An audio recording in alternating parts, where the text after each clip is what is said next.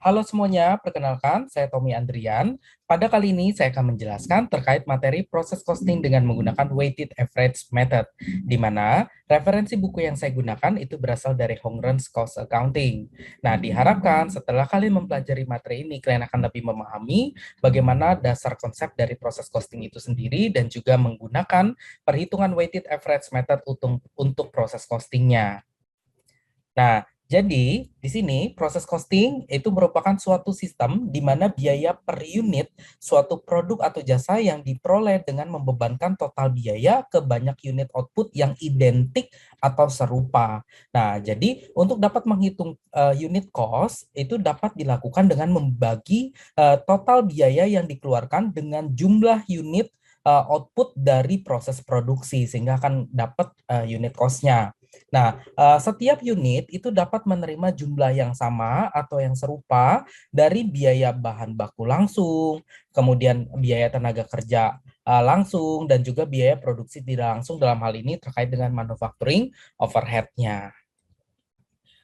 Oke, nah mari kita simak bagaimana perhitungan proses costing dengan weighted average method gitu ya. Di mana di sini diasumsikan terdapat beginning dan ending work in process-nya gitu ya. Nah, dikasih tahu di sini bahwa kalau mau menghitung proses costing itu terdiri dari 5 step ya. Step yang pertama itu kita akan memperhitungkan physical unitnya dulu. Nah, di sini dikasih tahu bahwa work in process beginning itu dikasih tahu di soal sebesar 225 units. Sedangkan di sini dikasih tahu juga untuk started during current period-nya sebesar 275. Sehingga kalau kita jumlahkan to account for-nya itu sebesar 500 unit. Nah, kemudian kita akan memperhitungkan completed and transfer out during current period. Nah, ini dikasih tahu di soal sebesar 400 units gitu ya. Jadi dari 500 yang barusan tadi kita hitung, ternyata yang completed and transfer out during current period-nya hanya sebesar 400. Sehingga di sini akan menimbulkan work in process ending sebesar 100. Sehingga kalau di total accounted for-nya itu sama-sama 500. Nah, teman-teman, di step 1 inilah kita bisa kontrol harusnya jumlah to account for dengan accounted for-nya itu sama jumlahnya, yaitu sama-sama 500.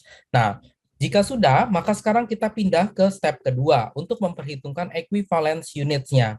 Di mana di sini akan muncul istilah direct materials dan juga conversion cost. Nah, untuk memperhitungkan completed and transfer out during the current period-nya, maka ini diasumsikan 100% karena dipastikan karena sudah completed ya, dan transfer out itu 100% semuanya ditransfer ke direct materials dan juga conversion cost, yaitu sama-sama sebesar 400 units gitu ya. Nah, untuk yang work in process ending, untuk kita dapat menghitung alokasinya ke direct materials berapa, conversion cost-nya berapa, maka di sini dikasih tahu informasi tambahan bahwa degree of completion in this department untuk direct materials itu adalah 100%, untuk conversion cost-nya adalah 50%. Sehingga dari work in process ending yang ada pada step 1 tadi itu kan sebesar 100 tuh. Maka kita untuk menghitung si direct materials-nya 100 unit dikalikan 100%, maka akan menghasilkan 100 unit juga. Nah, untuk conversion cost-nya bagaimana? Maka 100 unit dikalikan 50% sesuai dengan informasi yang ada di soal berarti kan setengahnya, maka hanya 50. Sehingga kita dapat memperhitungkan direct materials-nya untuk yang step kedua, itu kita tinggal jumlahkan saja, maka akan ketemu equivalent units of work done to date-nya. Untuk direct material sebesar 500 units, conversion cost-nya sebesar 450 units.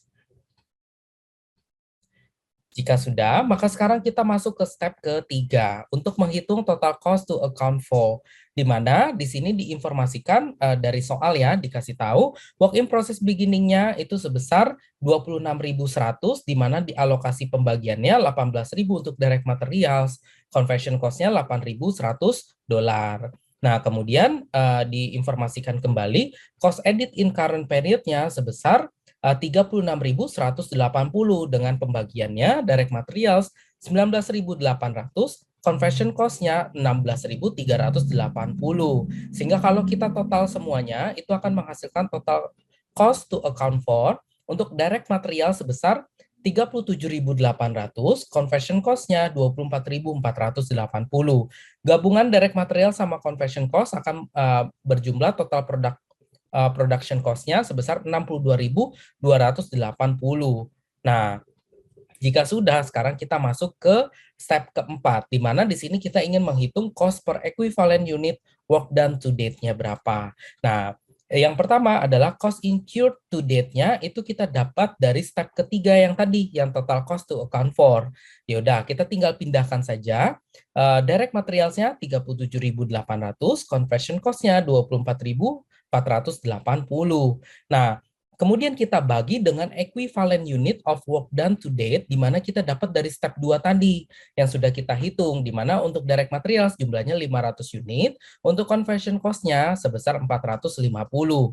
Sehingga ketika kita sudah bagi, kita dapat ketemu yang namanya cost per equivalent unit of work done to date-nya, direct material sebesar $75,60 dan conversion cost-nya sebesar $54,40. Jika sudah, sekarang kita pindah ke step kelima, yaitu untuk menghitung assignment of cost-nya berapa. Nah, di sini completed and transfer out yang tadi kita tahu ya di step 1 sebesar 400 unit kan ya. Nah, sehingga untuk menghitung direct materials, jangan lupa, kita harus mengalihkan dengan cost per equivalent unit yang sudah kita dapatkan di step keempat, yaitu 400 dikalikan 75,60, dan juga untuk conversion cost-nya 400 dikalikan, nah jangan sampai salah ya, kita harus menghitungnya sesuai dengan cost per equivalent sesuai dengan kolomnya, yaitu berarti kita pakainya si conversion cost-nya sebesar 54,40, sehingga kalau kita total production cost yang ada di completed and transfer out di step kelima ini sebesar 52.000. Nah, kemudian kita pindah untuk memperhitungkan work in process ending sebesar 100 unit tadi ya, yang di step 1. Nah, sama 100 dikalikan, berarti kita lagi memperhitungkan si direct materials kan ya, maka kita tinggal pakai cost per equivalent khusus direct materials sebesar $75,60, dan jangan lupa untuk conversion cost yang ada di sini kita memperhitungkannya hanya 50 ya, sesuai dengan yang ada di step 2 tadi. 50 dikalikan $54,40, sehingga kalau kita total akan menghasilkan work in process ending-nya 10.280. Nah, gabungan dari kesemuanya, completed and transfer out, work in process ending, kalau di total akan menghasilkan total cost accounted for sebesar 62.280. Nah, jumlah ini yang ada di step 5 haruslah sama dengan jumlah yang ada pada step ketiga. Oke? Nah, demikian informasi yang bisa saya sampaikan. Semoga bermanfaat. Terima kasih.